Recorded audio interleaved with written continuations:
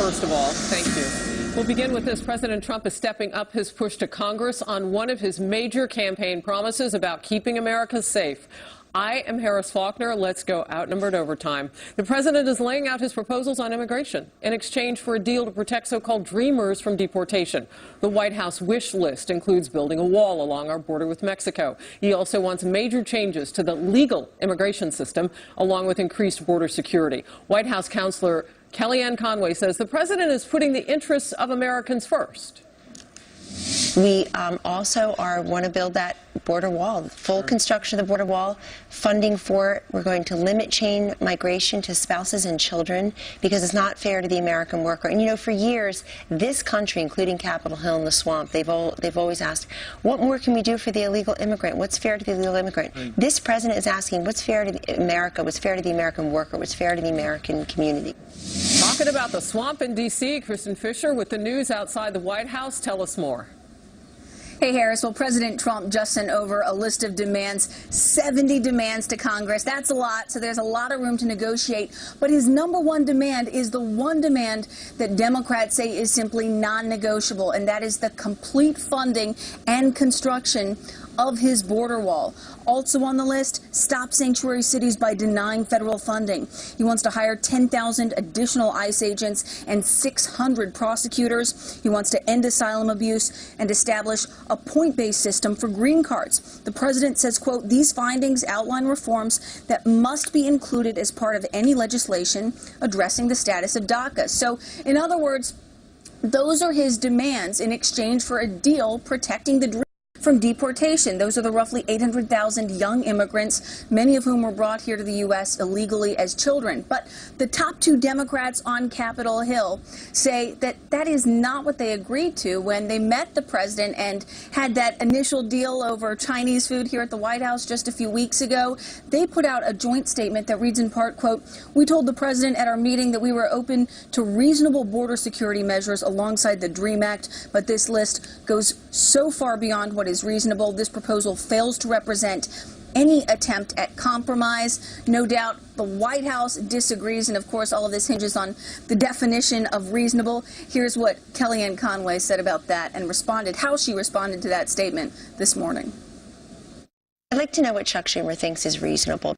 What's reasonable is to stop the flow of illegal immigrants and also of the drugs coming over the border. The president has been very clear about that, too. All the drugs coming over the border has to stop as well.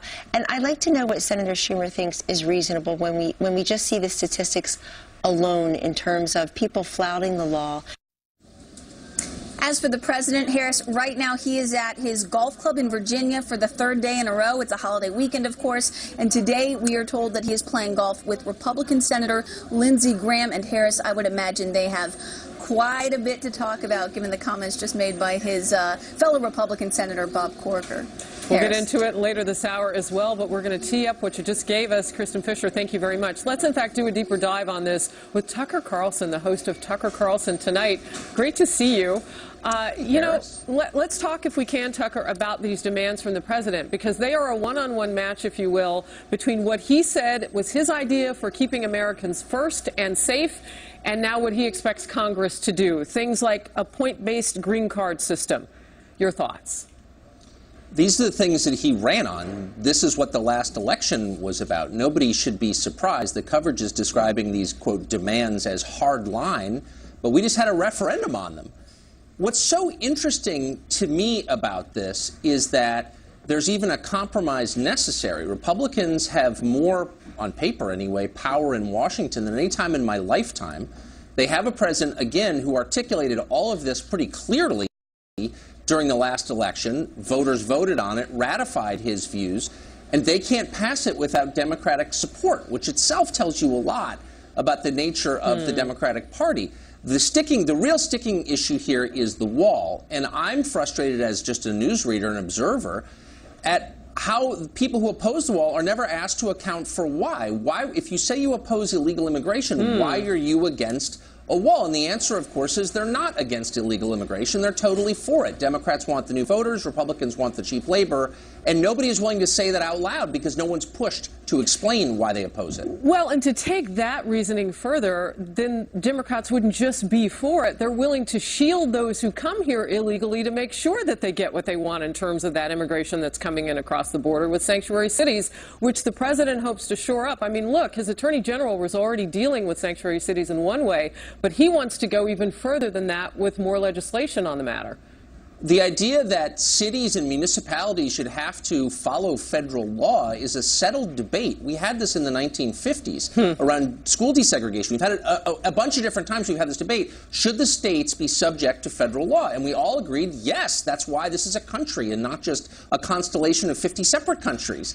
And yet no one, again, is being pushed on this. Nancy Pelosi last week congratulated in public on camera illegal immigrants for coming here illegally. You have a party, and I don't think I'm overstating this, she's the most powerful member of the House on the Democratic side. They are openly encouraging illegal immigration to this country. Why is that exactly? I mean, we could argue motive, but there's no debate about whether it's happening. It is. They're doing it publicly. Yeah, and that's not even enough, though, Tucker, because you saw her get the bum rush at the lectern as she was speaking with some members in her own party. I mean, that's what I call it from where I'm from. When people kind of rush in, you got to take a mic out of their hand.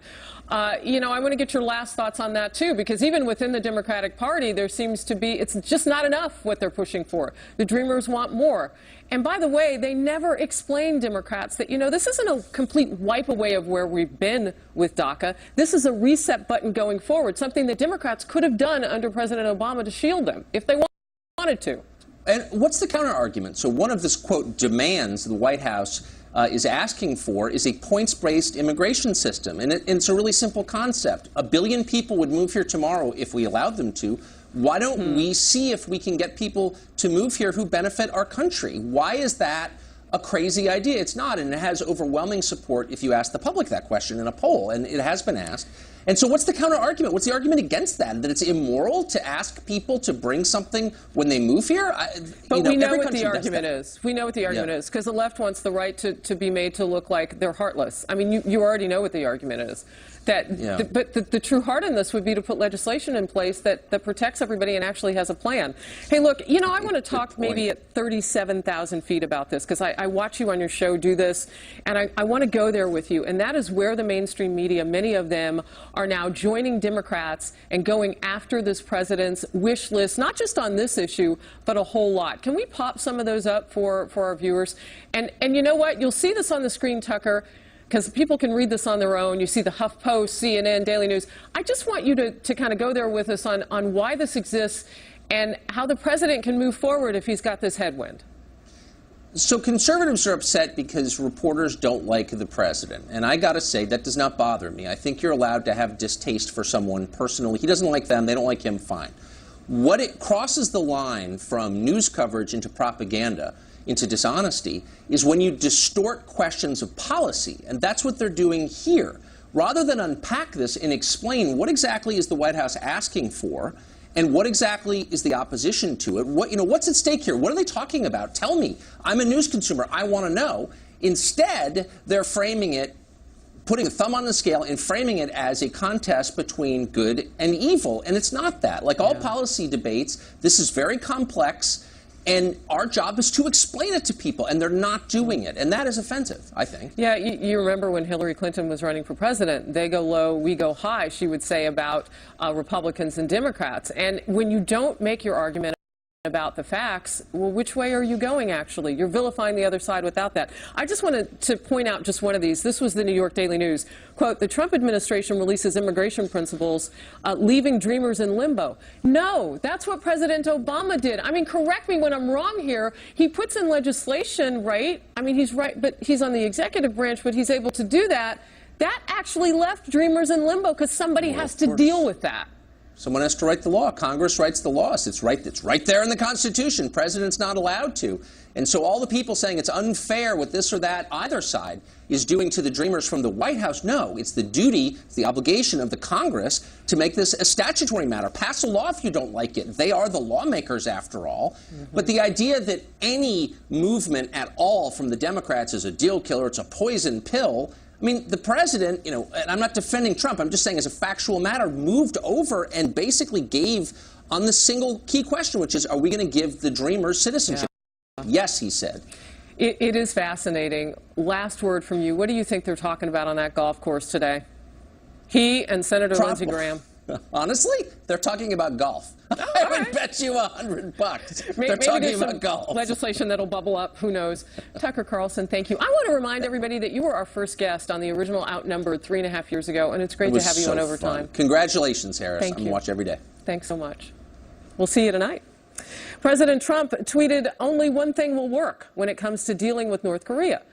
What did he mean? Well, we'll dig into that, and whether it's time for talk is over with North Korea. And President Trump will reportedly decertify the Iran nuclear deal later this week. Is that a good move, or could it have unintended consequences? Ambassador John Bolton on board to talk about it, and he's going to remind us what's at stake.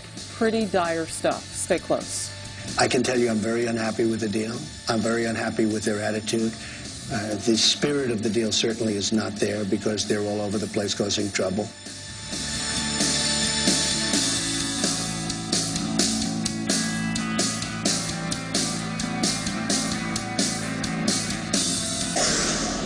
News alert, President Trump hit social media saying only one thing will work when it comes to North Korea. What exactly is that one thing? What does it mean? The North's dictator Kim Jong-un is not backing down in this war of words. North Korean state TV is reporting he praised his nuclear arsenal as a, quote, powerful deterrent to the United States. And just today, President Trump tweeted, "Our country has been unsuccessfully dealing with North Korea for 25 years, giving billions of dollars and getting nothing. Policy didn't work." Let's bring in Ambassador John Bolton, former U.S. ambassador to the United Nations and a Fox News contributor. Sir, always good to have you along. You and I have been going back and forth on email. And first, I know you want to tell us what's at stake. What is? Well, the issue here is whether we're going to leave North Korea, and I might add Iran in a slightly different context. We're going to leave this regime in the possession of the most destructive weapon that mankind has ever wrought. And not just to threaten us, but perhaps to sell that device, the technology, nuclear materials, to other rogue states and terrorists. This is an incredibly significant decision. It's not just like some new conventional form of munitions. It's a qualitatively different, and the world has recognized that since 1945. This is an enormously important test for the president. He didn't create the problem, but he's inherited, and he's going to have to deal with it. I want to draw attention to the left of our screen. We're showing some of those missile launches that are counter to the sanctions agreements and everything that the UN has said needs to be in place by North Korea. And we have a few of those to show. So we're going to be putting those up. But what's at stake here, too, is just what the world will look like if a crazy man has this nuclear weapon and he remains unpredictable. So what do we do? What impresses you about what President Trump is doing and what concerns you moving forward? Well, I think the most important thing is that he recognizes that 25 years of effort over 3 different administrations to try and talk North Korea out of nuclear weapons has failed. And he tweeted about that. Several times, exactly. We've tried carrots, we've tried sticks. North Korea has just simply continued to make progress. So I think he's exactly right in saying there's simply no point in talking to North Korea. I do think it's worth a sustained diplomatic effort to persuade China to give up its support for North Korea. The Chinese say they don't want North Korea to have nuclear weapons. Let's put them to the test here, because if they refuse to help us either by overthrowing the regime, merging the 2 Koreas effectively under South Korea's control, then I think the president's down really in very short period of time, 6 months, 12 months, 18 months, to the real question, the hardest question of all: shall he use military force to prevent North Korea from going forward with this weapon? Something that you would like to see the president do differently or more of going forward? I don't think he has much choice, really. I think, as I say, when you look back at 25 years of failure, who can really say with a straight face? Who could say with a straight face, let's try year 26? I mean, it just doesn't work that way, and that's why his options are so limited. So what is the only one thing that you think that he may reveal to us? Because his critics are saying that he's treating this like a reality reveal, which is extremely unfair, because this is so important to the existence of our very planet if they are going to go rogue with a nuclear weapon.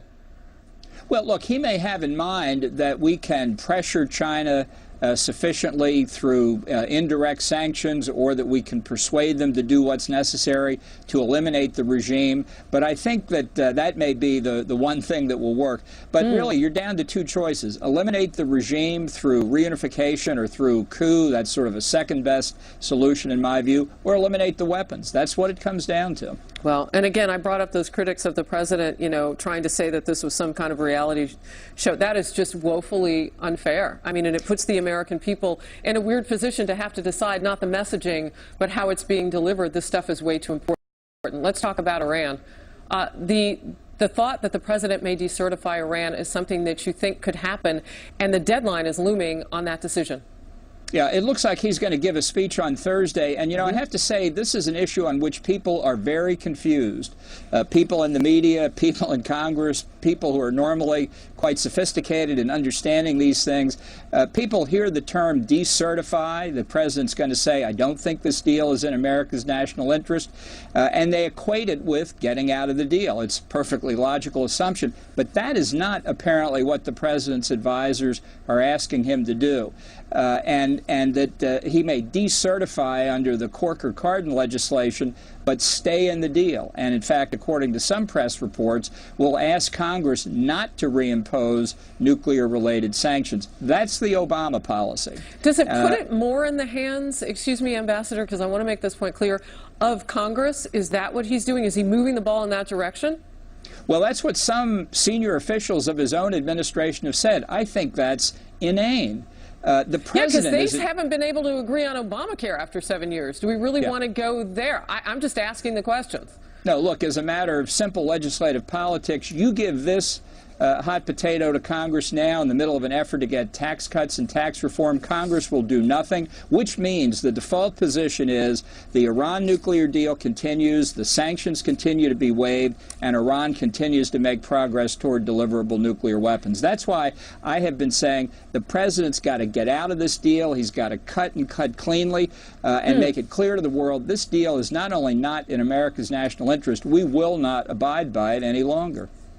All right, I want to talk with you a little bit about the back and forth that some in the mainstream media have been very thirsty to cover, for lack of a better word, because they love when there's a rift, probably within any party, but specifically among the Republicans, it would seem, by their coverage. What is the significance of where the Secretary of State Rex Tillerson is and where President Trump is? President Trump saying that he thought in some areas Tillerson needed to be tougher. Speak to us on that. Well, I think it's unfortunate overall, frankly, to have your top national security cabinet members and advisors speaking in public about what their personal views are on highly important and very grave matters of foreign and defense policy. And I'm not confining this to one member of the cabinet or others. I just don't think that that these kinds of debates ought to be held in public. I think you hold them in the sit room, in a National Security Council meeting, or in the Oval Office. It's a privilege to work for a president in that capacity, and part of that privilege is you give him your absolutely candid, unvarnished advice. He makes the decision, and then you toe the line. And when the time comes that you can't toe the line anymore, you resign. That's the honorable thing to do. I want to give everybody what I call Ambassador Bolton's bottom line on both these issues. One, with North Korea, the bottom line for you.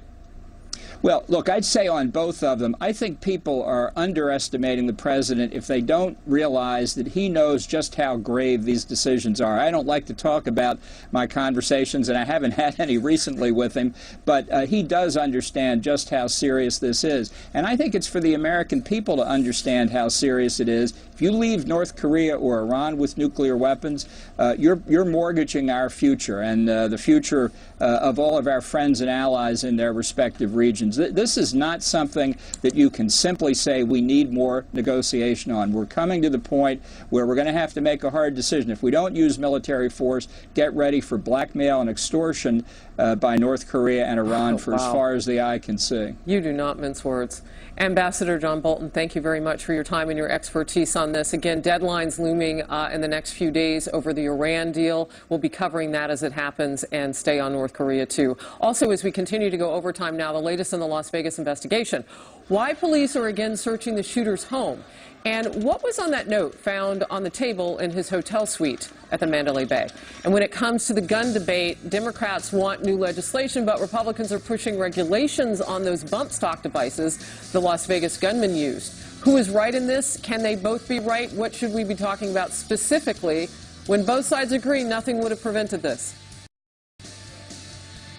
We need to look at the broader picture. We need to have an honest discussion about what works and what doesn't work. And our concern is that all this focus on devices takes away the attention from the underlying behavior. And until we address that, these things are going to continue to happen. And this is developing. Police have returned to the home of the Las Vegas gunman Stephen Paddock. They're continuing to look for why he did this, the deadliest mass shooting in modern U.S. history.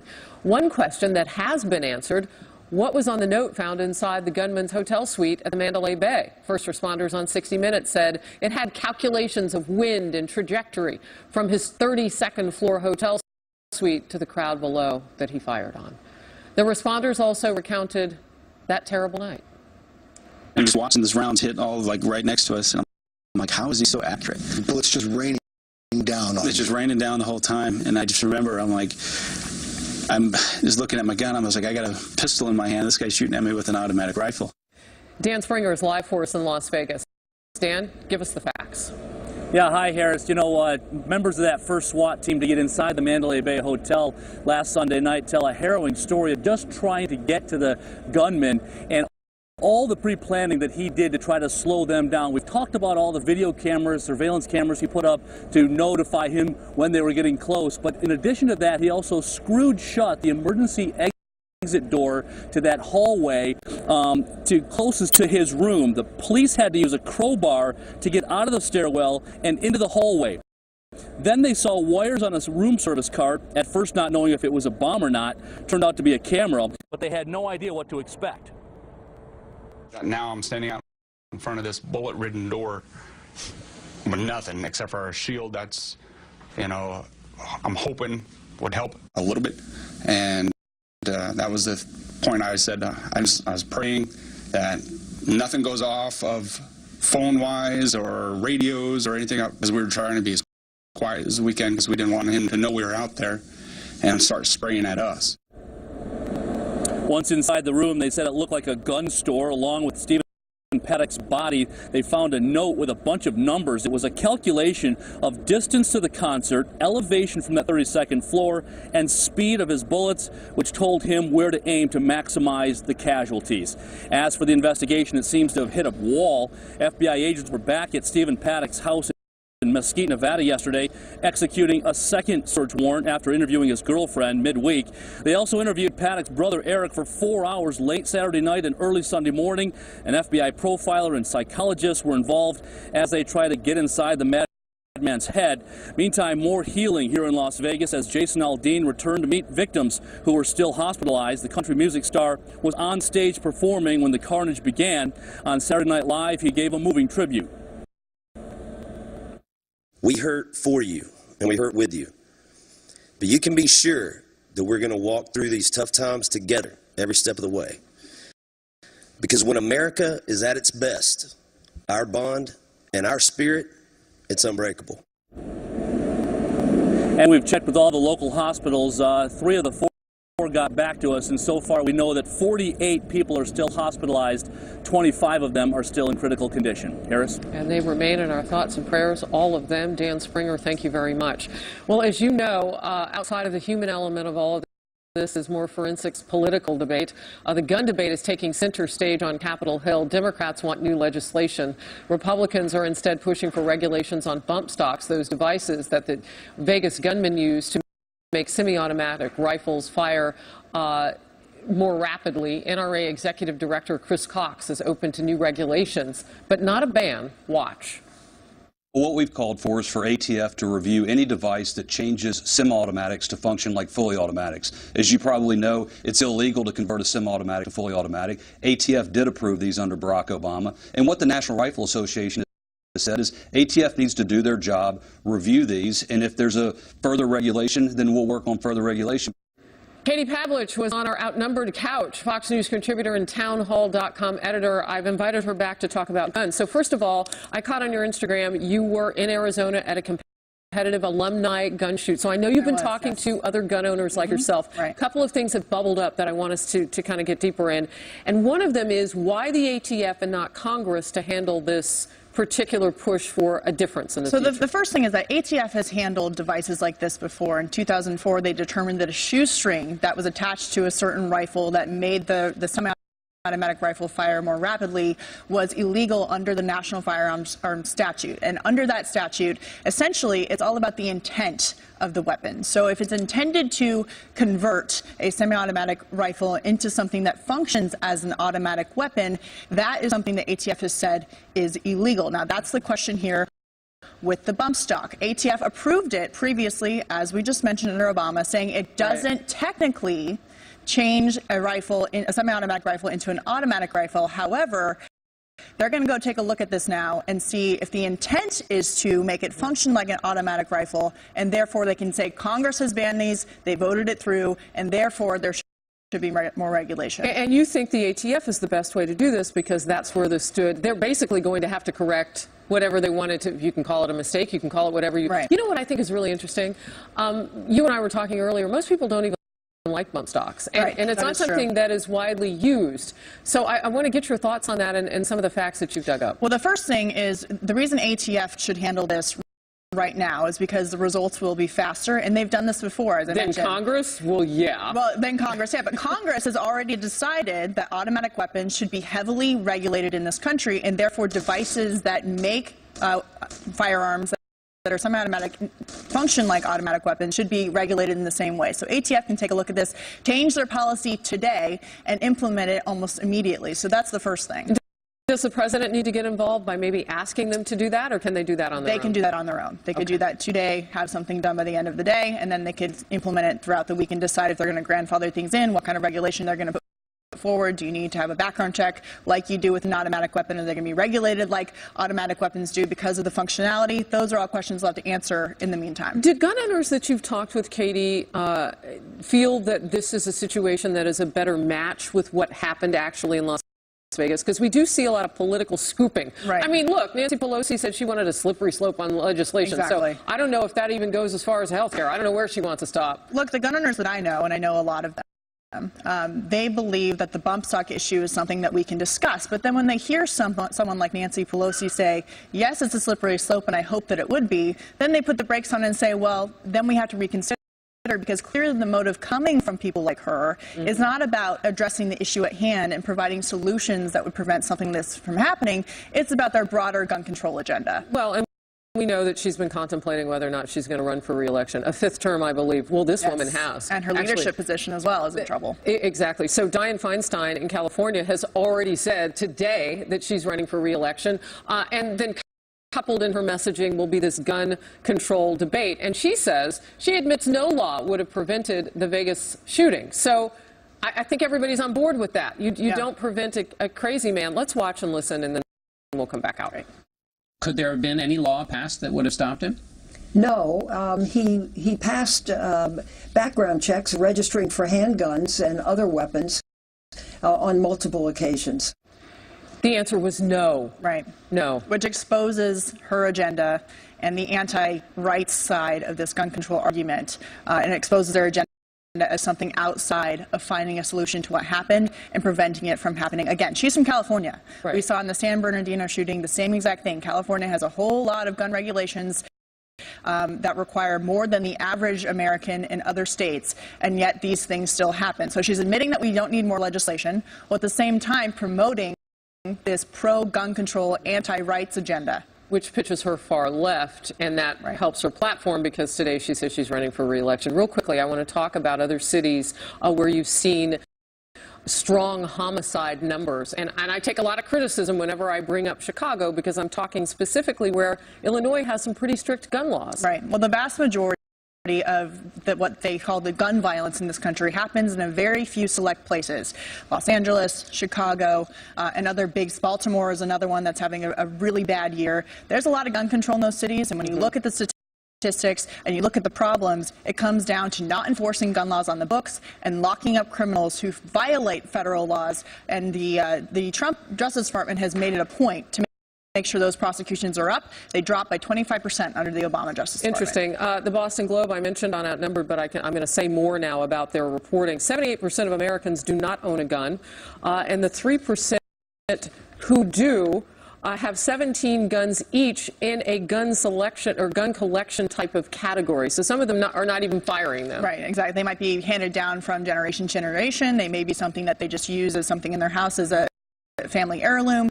Gun owners in America, the vast, vast, vast majority are good, law-abiding people. They are not like this guy we saw in Las Vegas. They're not even close in the same category. They can't be compared. But at the same time, the NRA says, and others who are gun owners say, yeah, you know what, we support taking a look and reviewing at what's on the books about bump stocks, which is a device one-on-one match with what happened in this massacre with this gunman. And I would say at the NRA and the NSSF and gun rights groups have been at the forefront of mental health issues, gun safety, and addressing issues related to when these things happen and trying to find a solution that will actually work to prevent this from happening. So they have been at the forefront for decades on this issue. They just don't get the credit for it. Katie Pavlich, thank you very much. Thanks, I appreciate you coming in.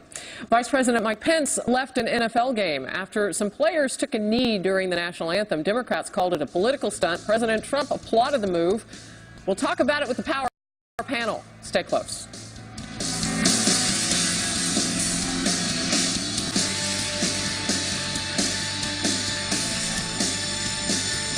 You know, when President Trump takes someone on, they always get that short end of the stick. So one of his GOP critics, Senator Bob Corker, is spilling out onto social media over the weekend his issues. The president tweeted that Corker, who recently announced he won't run for re-election, had, quote, begged him for his endorsement, adding that he now expects Corker to stand in the way of his agenda. Corker hit back, tweeting, quote, it's a shame the White House has become an adult daycare center. Someone obviously missed their shift this morning.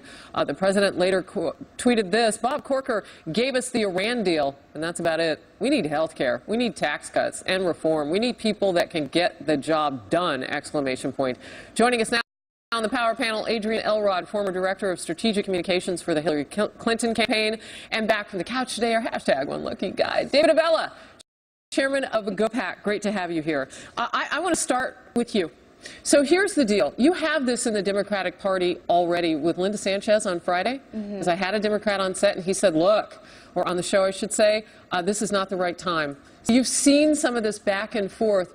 Do the American people like this? Well, look, I think, first of all, I understand where Linda Sanchez is coming from. Calling for the replacement of your House. Well, which I disagree. I disagree with. I think Leader Pelosi is a person that we need right now at this time, especially the way that she's united the Democrats in the House against some of these divisive policies that Donald Trump and the Republicans are trying to get through. But look, Senator Corker's not running for re-election. He has nothing to lose by going out there and speaking his mind about the kind of president that he thinks Donald Trump is. So I think it's great to watch him do it. Of course you do. You're a Democrat. Yeah, you like to watch that. Yeah. But I'll just point out, and you know this is true, no one wins this battle with the president. I mean, if they want to tweet back and forth, what does that do? You make an excellent point. No one who has gotten into a Twitter battle with the president has come out on the top end of that argument. And part of that is his business background, that he understands that when you get attacked, when your business is attacked, that is your reputation, that is your brand, and you always have to protect your brand. And so he is always about punching back. And as we said, he is tends to always win those punchbacks. But to your point, do people want this? No. People want tax cuts. They want to see Obamacare That's what he says. replaced. That is what they want. And we are and people feel very passionate about it right now, and hence why the political discourse has gotten a little tougher. So you even pointed out, Adrian, why this is different. Bob Corker's not going to run again. Yeah. Nancy Pelosi is, well, she and Dianne Feinstein, I think she'll join her today in saying that she's going to run again. So as we move forward, these types of back and forth really leave the American people out. Well, okay, you're exactly right about that. But look, again, I think what Senator Corker is trying to explain here is that he wants to see his president succeed. He wants to see the Republican Party Everybody should want that, David. Do what they have to do, but he is pointing out the fact that the president has failed on every single policy that he's tried to get through the Congress. And I think he is probably speaking out because, number one, he has nothing to lose. Number two, he wants to try to see some of these things that have gotten nowhere actually get somewhere. Taking on the establishment. That is what he has been doing since day one of his administration. Though there has been common ground. This is the swamp? Is that what we're looking at here? No, this isn't the swamp. This is a very nice set. Not us. But I mean, when you look at someone who would talk about the president this way, is it dealing with the swamp? As we talked about earlier, once you announce your retirement, your effectiveness starts to go down every day. And Senator Corker is going to find, like many politicians, that his influence will start to wane, and he's not going to be able to go to his fellow Republican senators and say, hey, let's not pass tax cuts for Americans because I got into a Twitter war with the president. Yeah, okay, real quickly. He still has a vote, and that's what's so important. I want to bring this up. 2018. He's going to vote against tax cuts for the American people? Doubtful. We've seen the president, though, go back over and deal with people that he didn't agree with. Look at Senator Lindsey Graham. They're out on the golf course. Remember when those two were sparring? It's sausage making and legislation are often the same. And you have to have a very short memory to be an effective legislator. And the issue you disagree with someone today, they may be your ally tomorrow. And that's what you're seeing, actual legislation being discussed. All right, we'll be right back. A lot of people saw this. Vice President Mike Pence walked out on his home state Indianapolis Colts yesterday after several members of the opposing San Francisco 49ers took a knee during the national anthem. He says he will not dignify any event that disrespects our flag or our soldiers. President Trump praised the move this morning on social media. I asked Vice President Pence to leave the stadium if any players kneel, disrespecting our country. I am proud of him and Second Lady Karen. But one top Democrat went on and called it a multi-million-dollar political stunt paid for by taxpayers. Actually, I have a fact check on that. No, it did not cost multi-millions of dollars to fly for the flight, for the security. No. Power panel is back. Adrian Elrod, David Avella. So it looks like the president has the wind at his back on this issue because there were a lot of players who simply weren't doing what they were doing 3 weeks ago on the field in the mass numbers that they had. The president and the vice president are giving voice to those who believe you should stand and honor a country that is still the envy of the world. It also, though, these actions by these players further distance themselves from the very people that they're out there trying to entertain. They'll never make as much money as those NFL players, and they can't go into their workplace and get to do political protests like this. Most people go to NFL games to be entertained. They don't want to see a political protest, just as you wouldn't go to a political protest and expect a football to be pulled out and a touchdown thrown. Yeah. How do you defend this? How do you defend the NFL? Look, I'm certainly not going to go on here and defend the NFL, but I will defend the rights for players to kneel if they, especially what they're kneeling for, which is to protest police brutality and racism. I personally would not take a knee, but I reserve the right to these players. Why wouldn't you take a knee? Because I just wouldn't. I mean, that's not. That's a fair question. You said you wouldn't do it. I want to know why. No, I just look. But I wanted to make it very clear that the players have the right to do this. In my view, it's free speech. I also think Vice President Pence did use this as a political stunt. He did use taxpayer dollars. Maybe it wasn't into the millions, but whatever it cost to fly Air Force Two to Indianapolis to do something that he probably knew was going to happen. He was probably going to leave the field because the 49ers have been kneeling at every single day. I don't know what percentage of Americans get to have political discourse in their workplace? They can. Freedom of speech.